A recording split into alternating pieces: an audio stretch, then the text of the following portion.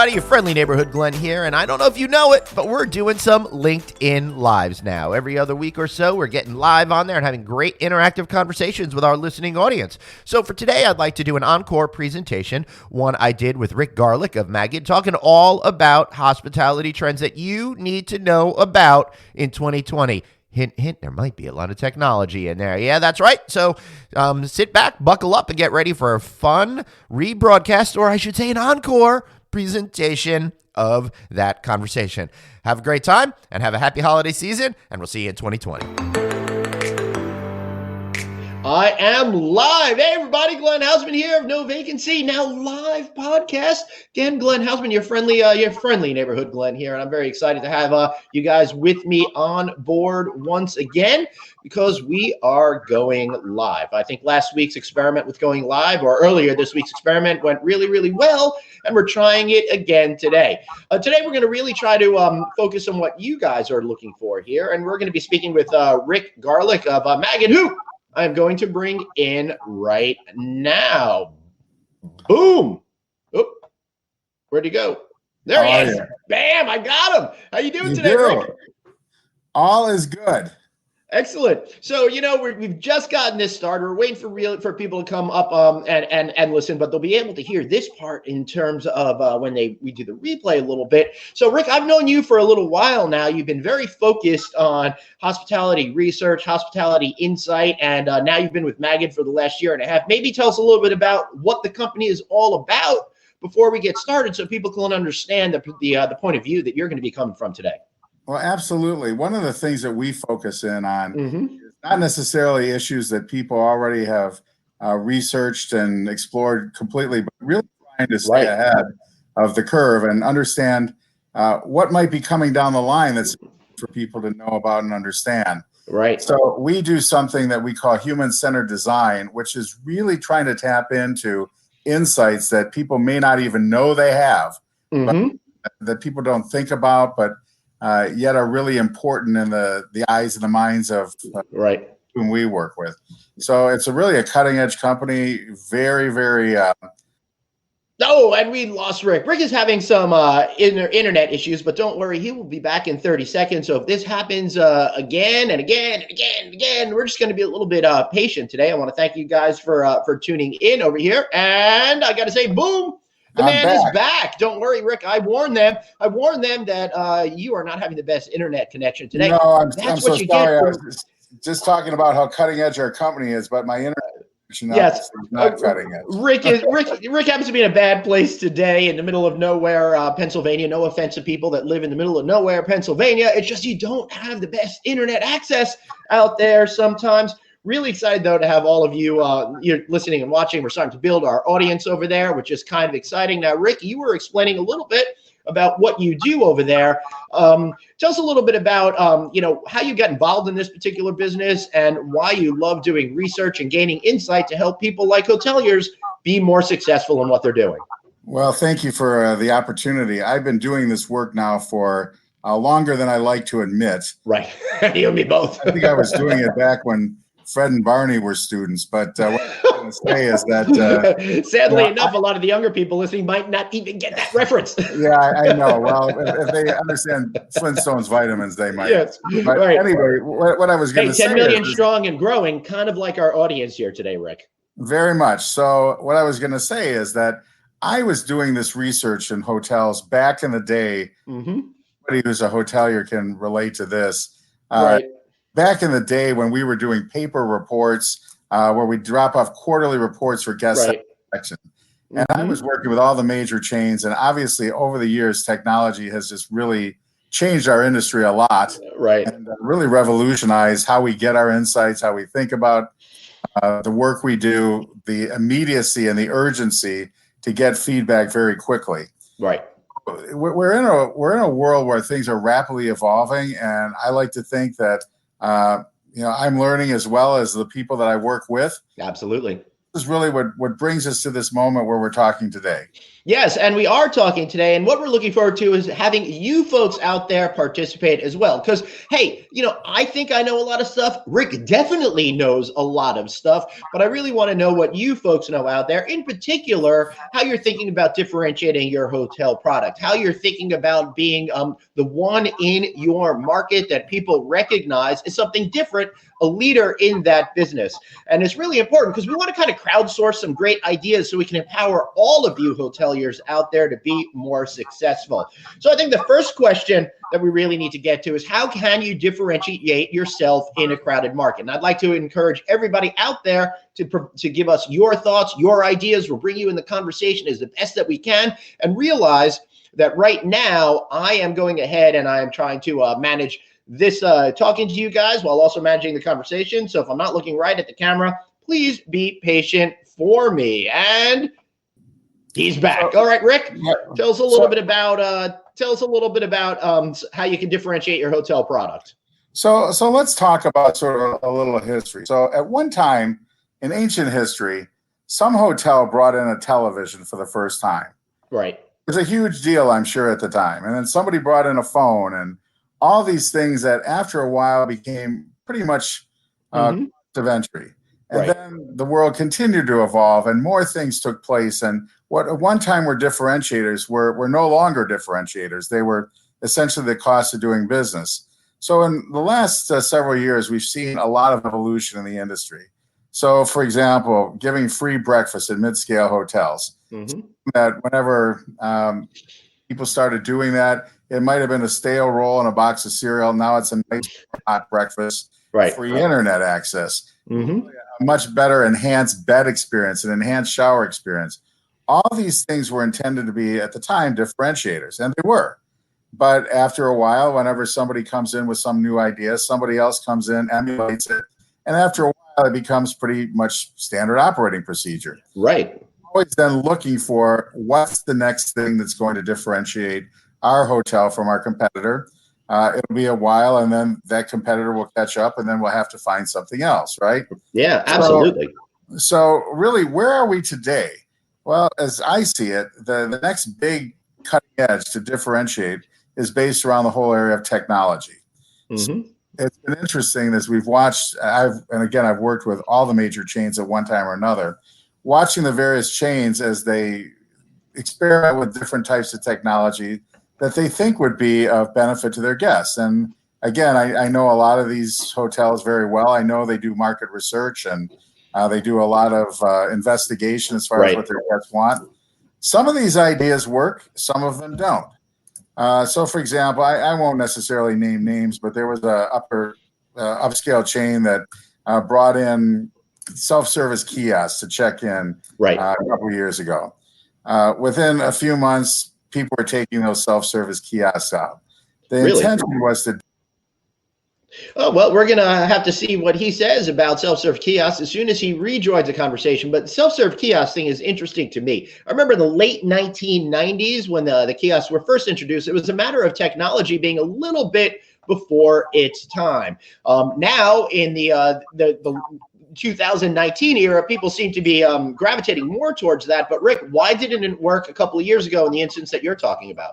Well, as you say, sometimes it's just it's an idea that's come before its time. I'll give you another example. Another hotel chain that I work with very closely experimented with the whole notion of Alexa for hospitality. You know, the voice system that many people have in their home that Alexa, turn on the lights, turn on the radio. And I thought it'd be a great idea because someone needs more towels. Alexa, bring me some more towels. And what ended up happening is that, people within a fairly short time asked to be moved to different rooms because it felt like an invasion of privacy. In the middle of the night, middle of a conversation, Alexa speaks up and says, I didn't hear that, and freaks people out. So in talking with the chief marketing officer of this particular hotel chain, it was her view that this might have simply been an idea, as you mentioned, that came before its time. In a couple of years, everybody's going to have these voice-activated systems in their home. They're going to be completely used to them, and this technology that seems scary today will be very much, the norm. Same thing with the self-service kiosk idea that I came up with, that I was using a little while ago as an example. It's one of these things where today it seems like it lacks that person. Mm-hmm. It seems like too much work. But you go into your local McDonald's and they're eliminating all their front desk workers. Right. You use a kiosk to order your McDonald's. I suspect probably within not too long, this is going to be the norm in fast food restaurants. And so sometimes, as you rightly point out, I don't think it's necessarily that the technology isn't good or helpful. I think it just simply might be before it's Right. it might just be a little early. Right, you're absolutely right. So I think the first lesson that we could learn today about is sometimes it's good to be an early adopter with new things. Sometimes it's better just to take a wait and see approach and let others play with that particular type of technology. And again, it's very dependent on what that technology is, because there might be certain technologies that are going to create such a point of differentiation that you want to take that risk. Now, when it comes to the part where we're talking about voice activated stuff in the room, I think the problem that they had is that there was no way to turn it off. People didn't feel secure. They felt their privacy was being invaded, as you said, Rick. And I think that there is opportunities out there. I know a company, Circ Plus, for example, has security systems in it, so you can turn it off. You can even just pull out the little unit if you don't want, make it really easy for you. And society is going to get caught up to this particular thing. So we are talking today to get the listeners who are just tuning in about the big trends that we're seeing in hospitality and how you folks out there might be able to leverage opportunity through great new technologies. I'd very much like to hear what you guys have to say. Frederick Schoner, for example, he's a hospitality consultant, says automation is indeed the future. And he just stayed at the Hillsborough Embassy Suites and never had to go to the front desk and absolutely loved it. It may be early, but it was so much nicer than dealing with the desk. Now, that's interesting to me, Rick, and brings up a point that I think we have to be considerate about with all of technology. And Rick will be back in a second, and I'll get to that point. But when it comes to technology out there, I think what we have to figure out is how to create some other different touch points that are out there. So, Rick, I was saying that with technology, and in this case, the kiosk, you're going to lose a valuable touch point, and you need to figure out how to keep emotionally connected to your guests as much as possible, right? So how do you see technology helping or hindering the way that we connect as guests as hoteliers? Well, the point you're raising is a great one. So when I was at my previous firm, we did a lot of work with looking at customer experience and what really drives guest engagement and loyalty. And one of the interesting things we found was that the more different types of people a guest engages with during the course of a stay, the more satisfied and loyal they are and likely to return. So there's that human contact, the hospitality piece that really is important. And the front desk is the one place that many people have to interact with the hotel. Having said that, some of the other research I've done shows that people like interaction as long as it doesn't get in their way. For example, we find similar sorts of results when we're dealing with rental car companies, that people really enjoy interaction with rental car employees as long as they don't impede them or slow them down if they're trying to get out and be on their way. With hotels. So the folks that wrote in there probably enjoyed the fact that they didn't have to talk to anybody. Maybe they were tired, it was late at night. They didn't really want that interaction. And so they liked the idea that the technology gave them a way to avoid that. Right, which is great because I know me, I'm uncomfortable around people, so it's great to be able to avoid them all the time, you know? Yeah, well, again, for me, I like people. I like talking to people, but if I'm tired or if I'm in a hurry, I like the idea of being able to get on my way. So, again, really where this technology is again, helpful and good is that if it expedites someone's customer journey, then that's great. Now, again, what happens is in some cases, for example, keyless entry has been tried where try to download keys on smartphones and try that technology. And the difficulty is that sometimes the technology doesn't work. It's still in development. Your room, you try your smartphone, the key doesn't work. Now you've got to go back to the front. Yeah, and Rick is absolutely right when you have to go back to your front desk, and that's why when I'm in resorts, particularly large resorts, I'm going to keep that plastic key card on me at all times, because if I got the plastic key card on me, I know that I'm going to have that sense of safety and security, right? Rick, so we were, to bring you up to speed, we're just talking a little bit about how I too feel a little bit uncomfortable with that particular type of technology sometimes. Well, and think about this. Think about the Mm-hmm. first time you ever deposited your paycheck into an ATM. Right. That was the scariest thing I can think of. Scariest thing I can think of is depositing the check and having it bounce. Well, assuming that doesn't happen, right? Yeah, I've worked for companies before. If they give you a check, you go running to the bank right away to hope that it cashes. So that's a different issue. But in terms of the technology, putting the check into the ATM, trusting that your check's not going to be eaten up, you're not going to lose your entire paycheck. Right. But now, we do this very routinely. Right. Putting money in an ATM, not scary at all. So really, it's a matter again of getting used to it. I'll give you another example. I went over to Dubai a couple of years ago, and all the lights of the room, the drapes, everything was all connected to an iPad system. So I had so much trouble trying to figure out the iPad and how to get it to work that I actually ended up falling asleep with the lights on. Right. And when we looked at the guest complaints or struggles with the technology was among the most frequent guest complaints, right?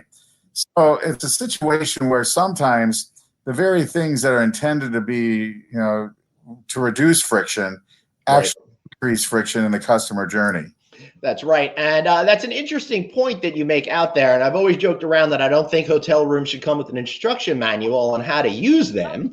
But we do have to find a way to create technologies that are intuitive, easy to use. And that's why I like the systems where you can text in something and AI kind of helps drive answers or provides you a human being behind it in order to be able to facilitate whatever need you have. But I got an interesting question here from Andrew, and he's wondering what career paths are going to look like for operational leaders if they don't gain front desk experience because they were replaced with kiosks. I think that's an interesting issue. To me, I think it's a matter of getting people out from behind the desk and interacting with the other human beings that are staying with your property to help create those relationships and give those front level people an opportunity to grow and learn and mature in their job titles.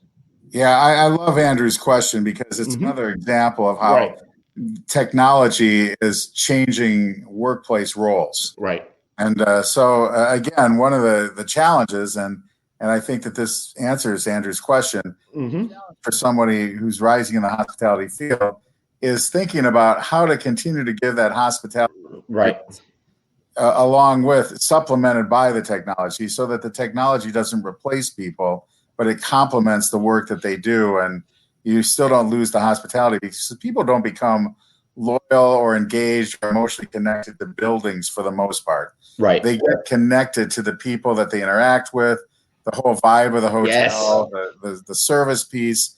And there's a lot of good neuroscience work out there that shows that human interaction is really what ignites people's brains in a positive way. Yeah, it really is. And it's so much more satisfying than being surrounded by technology all of the time. I just saw a political cartoon that showed a family celebrating Thanksgiving in 1999 versus a family that's celebrating Thanksgiving in 2019. In 1999, they're all around the table communicating with each other, having a great time. And the 2019 picture was everybody on their cell phones, all alone and being individual. So that's kind of depressing if you think about, how technology has a tendency to separate us, Rick, instead of bringing us closer together, even though you'd think it would have brought us closer together. And hoteliers need to kind of think about that as well. And I always wonder why we don't think about how we use technology in our personal lives when we think about how we're going to utilize technology to service our guests in the hotel business. Well, I was going to say there are certain people, and again, I think there are millennials who would probably admit to being in this category. There are people who would just as soon not interact with anybody. Right.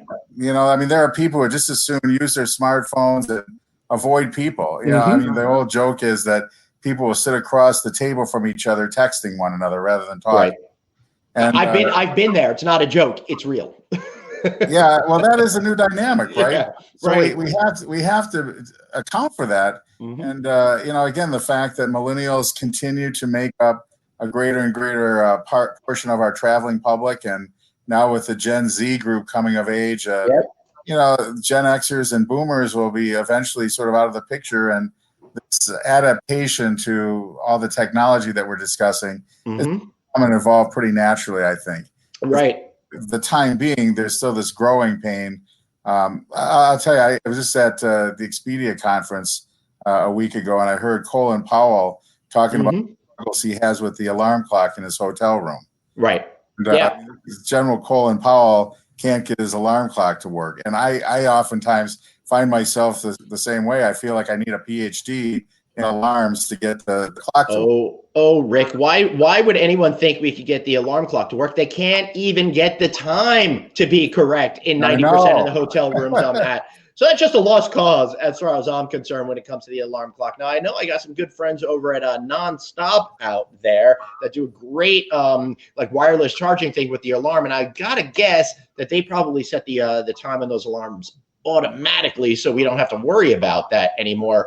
But I want everybody to know that's watching. So we're live, but when Rick and I are talking, we're about 20 seconds behind what you say, what you see out there. So if you put in some comments, it's going to take us a little bit of time in order to get to your comments and to share them and then get back to you. So there'll be a little bit of a delay there, but I really do appreciate you guys participating in this. All right, so Rick, back to the questions at hand. What do you think is going to be some of the next technologies that hoteliers are going to start to think about and playing with beyond voice activated rooms and kiosks and that sort of stuff? Well, I think. All right, so I guess we're going to have to wait for Rick to come back to find out what he has to say. The suspense is going to be killing me until he returns. But until there, I'd love for you guys to follow us here on LinkedIn. Just follow us over there. It's pretty easy, and he's back. All right, answer your question, sir. So I think the first one is making sure that there's always reliable wireless internet. Right. If only you were in a hotel today, it wouldn't have been a problem. If only I was. But I will tell you, all joking aside, that is something that continues to be a struggle for all hoteliers. And if there are any on the podcast, they can certainly attest to the fact that bandwidth is always a challenge. Right. But moving beyond that, I think, again, keyless entry is going to be what people are really going to focus and are focused on right now. That's one. I spoke to a group of the top 50 hotel CIOs a couple of years ago, and we were going through all the various technologies and kind of having people raise their hand if this is something that they think is going to stick or something that's not going to stick. And the one thing that everybody agreed on is really finding some way to get people in their rooms past the front desk using their technology. Geofencing is another one where if I'm walking by the bar, something pops up on my phone offering me a special 2-for-1 drink coupon. Love that. Or welcoming me to the hotel when I step in the door, I get an email. That's another one that people are working on pretty fast and furiously. Beyond some of those things that, again, I think are really being implemented at a pretty quick rate right now. There's a lot of other things that people are looking at, things like whenever you get out of the bed, walking to the bathroom and your floor lights up. I love that. That's a great technology. I saw that back at the former Peabody Orlando going on 10 years ago, and I thought it was the most amazing thing. And now that I'm a guy of a certain age, I really appreciate that light in the floor in the middle of the night. Yeah, I've only experienced it a couple of times, so to me it seems like a relatively new innovation. But it is. It's one of those innovations that were a point of differentiation, but are starting to work themselves down from the luxury upscale levels to the more mainstream hospitality business. Now, Rick, we got a comment. We're gonna have to wait to read the comment to Rick until he gets back. But again, I want to thank you all for tuning in and dealing with some of our technology issues. In fact, thanks for tuning in. Share this link with a friend. So, Rick, I got to say, listener Paul is saying there's a huge deficiency of knowledge in what automation exists and how to access or use it. And he understands that Marriott's been beta testing Alexa like we've been talking about with another brand. But as a guest, he wasn't sure the functionality it actually afforded the person. So that's another challenge. Why have this thing in the room if people aren't even going to understand what the purpose of it is and how it's going to accentuate their experience on the property level? Well, again, great points that people are raising. Right. And one of the things I'd say is that, I've noticed, and again, this is me being an old guy sounding old, but I noticed, for example, that people have such intuitiveness about technology these days. Right. You see kids get on gaming systems.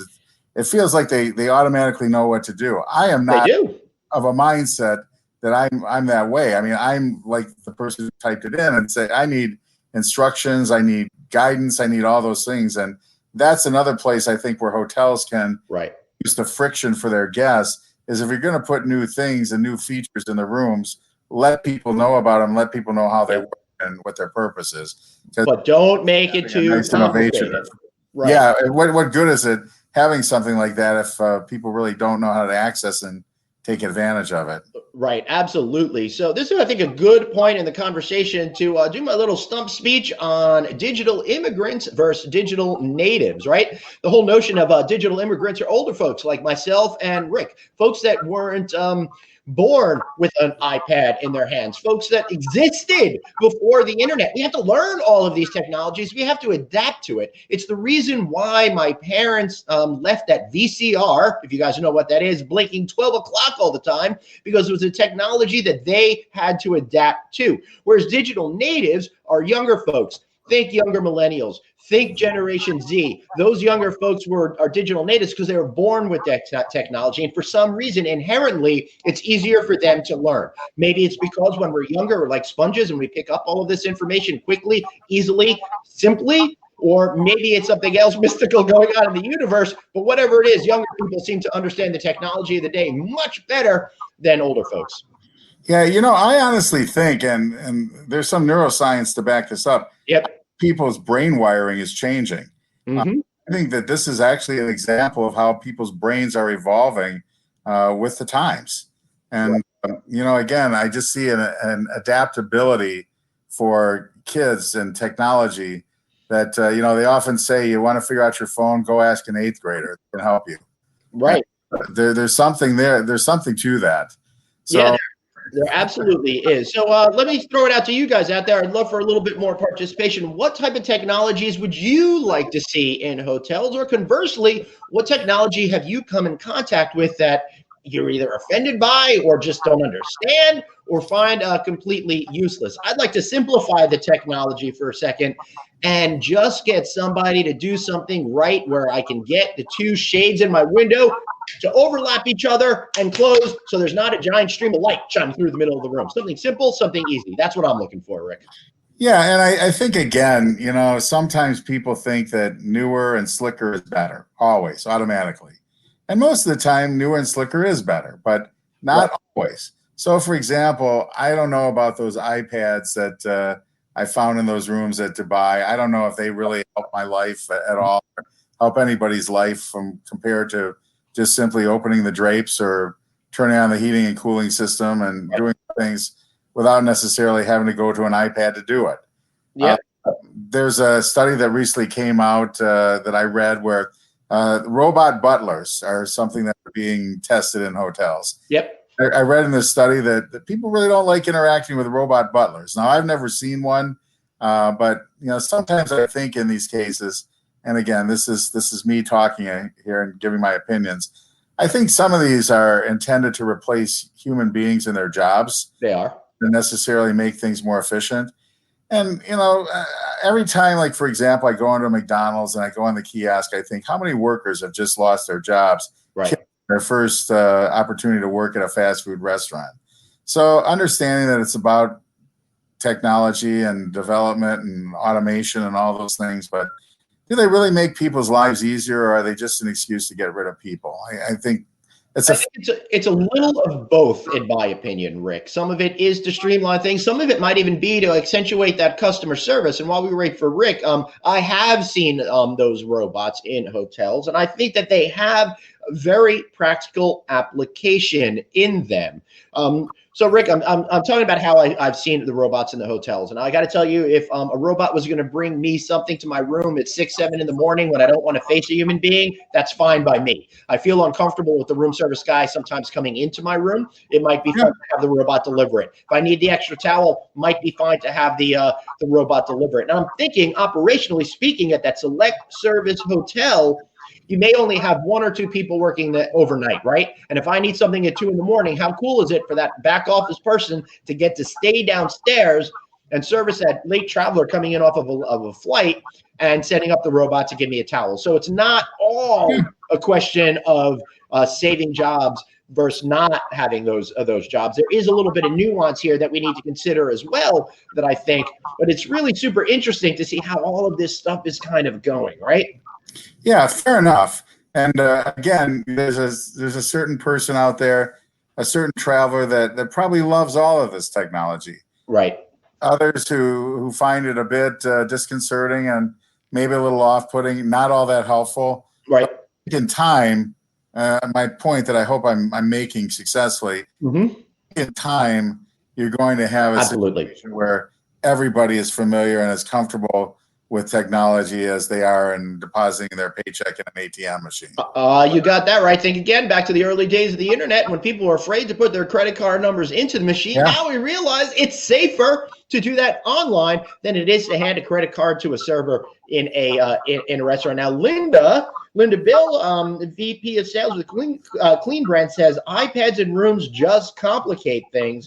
All for technology if it actually makes things easier and more efficient. And Rick, this is where I think the whole notion of, we have BYOB, bring your own beer sometimes. What about bring your own tea, bring your own technology with you? If I could connect to the app for the hotel brand on my iPad, and it opens up the opportunities to control my room, to control that television within the room and all of these different things, I think I'd feel more comfortable using my own piece of equipment as opposed to bringing somebody else's. And the side benefit of that is the hotel doesn't have to outlay all that extra cost for those iPads or for those other connectivity devices.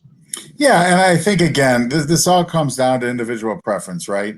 So, for example, if you've flown in an airline recently, unfortunately, they were starting to put a lot of seat back entertainment in. Right. Now they've taken them out, and now it's like bring your own device. Many people prefer that. Like for me, I like the convenience of not always having to bring my iPad on a plane, but for other people, they prefer it. Right. Again, I just want to say one size doesn't fit all here, and I'm sure that there are people who just love all of this, and I want to say that, and I think really what it comes down to is for a hotel to understand its clientele, understand timing, like we were talking about at the onset of this podcast, and when's the right time to innovate given your hotel audience and who your customer base is. And the other thing I'll say, and you had talked about this at an earlier point, the value of being an innovator. So if you're the first person on your block and you bring in an innovation, benefits. Now you're offering something that other people don't. You've differentiated yourself, and some of the work I've done shows that you can actually charge a premium for that. Right. And we're going to have to wait another few seconds until he gets back. Dang you, internet, you're killing me. In the meantime, let me shamelessly plug the No Vacancy with Glenn Hausman podcast. That's me. Find the No Vacancy podcast wherever you want online. Rick, back to you. Okay, so that's great. Whenever you come in and you can realize that premium, but of course, then you run the risk of being one of those early innovators, and the innovation doesn't necessarily catch, or it's too early. Right. I've done a lot of work in this area where I've seen ideas that were implemented and they didn't work, and then later on they proved that they were great ideas that just had really come a bit too early. So there's a value in that. If you're an early adopter, early innovator, you get the benefit of being able to charge the premium for something different. Now, it's sort of, if you're the first on your block and you do that, you're the beneficiary. Now, if you decide to wait, what happens is you still might have to make the investment, but now you're investing to catch up. You're not necessarily realizing the premium of being an early adopter or an innovator. Interesting. And I want to get to some more of the comments we have here, but I'm curious, Rick, how do you go about figuring out if you're going to be like Goldilocks, right? Is the technology going to be too early, too late, or just right? Well, you're asking the right person, because I would say the answer to that is good market research, right? Is that researching and understanding your customers. Right. like I said, I've worked in this business a long time, and I always respect the people I work with. But there are people who say, well, I know my customers and I know what they want. And then there are people who say, I think I know my customers, but really I want to research and do a little bit of market study here to understand are the things that I'm thinking about doing really what my customers want. And I think the group always ends up a little bit better off. Yeah. All right. So you say what customers want. How do you differentiate between what they say they want and what they really need? Again, good question. So there's different categories of things, right? There are things that, we don't think we want, but then we show up, and when they're there, we really like them. Those are called delighters. Yep. And, whenever you can find a delighter, that's always something I didn't expect it, but you gave it to me and I'm really happy, versus things that I come in and I expect and they're not there. Right. Again, that's something that, research can tell us. Sometimes people say, oh, I don't care about A, B, or C. And then you find out when you do a study that the presence of a particular feature or benefit or amenity is something that's highly correlated with satisfaction. It's something they really like. Right. So again, it's not all science. There's a certain art to it. But if you really study and understand your customers, you make the right decision more often than not. I feel like it's time to invoke Malcolm Gladwell's book, Blink, and the whole notion of trusting your gut. I find in my life, anytime I haven't trusted my gut when it comes to decisions like this, 95% of the time I probably screwed up by not trusting my gut, because we have this whole lifetime of experience and our bodies process it in a subconscious way that kind of gives us the yes or no gut feeling on whether or not to do something. So I do encourage everybody out there to trust your instincts a little bit more when you're thinking about what it is that your customers truly need, as opposed to what they claim that they want. So Rick, I gotta throw it back to you and ask you, what are you thinking about in terms of the future? Where is all of this going for technology? How can we make sure that we incorporate the right technologies at the right time that enhance customer service, create that emotional connections with the staff, and help create that loyalty? So it goes back then to understanding sort of who your customer is. And, there's a lot of lifestyle branding that's taking place right now in the marketplace. And there are hotels that are deliberately targeted for younger millennial customers. And, we know some of them, we know what they are. And I've been to some of them. I walk in, I say, well, that's not necessarily for me, but I love the fact that you're trying to resonate with your core customer. Right. And those customers that are designed for younger travelers, absolutely 100% go full stop trying the new technologies. Right. I now have cats that are trying to be part of the podcast. So say hello to the cat. We'll try to get rid of that. I'm sorry for the shaking there because of the animal. Please continue. So, I would say the older hotels that might appeal to the older business traveler who may not be these innovations, maybe in those cases you hold off a little bit more. It's all about understanding your customer. Now, when it really comes down to what are the differences between millennials and everyone else, I find that sometimes a lot of these differences are a bit overstated.